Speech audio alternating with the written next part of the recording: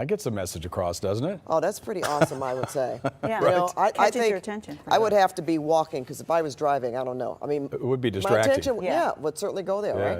Yeah. I don't know. I'm looking at that wave, Markina, and thinking if you live inland, you're going to want some of that, You like right? that. No, it's going to be hot. It's getting hotter and hotter for those folks. We've got excessive heat watches and warnings and heat advisories to talk about.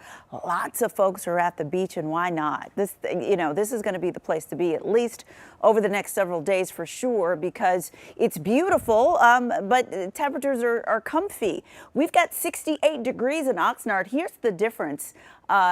People always say there's no weather in LA. Yeah, there is. We have big differences here. In Oxnard, full sunshine, 68 degrees, and you go to other places like San Bernardino, and they're in the upper 90s. That is what we're talking about, this area of high pressure building in. The more it builds west, the hotter these folks will be. They have winds out of the west at 11 miles an hour. So let's get to this heat, shall we? Excessive heat watches and warnings are in effect. The watches are for the Antelope Valley.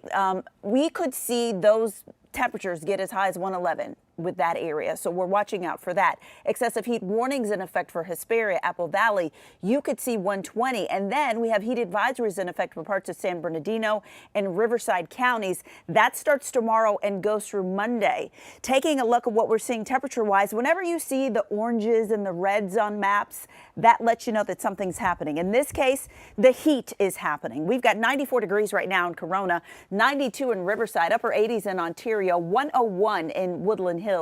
Van Nuys sitting at 91 degrees right now. So this area of high pressure is the reason we are dealing with the heat in some places.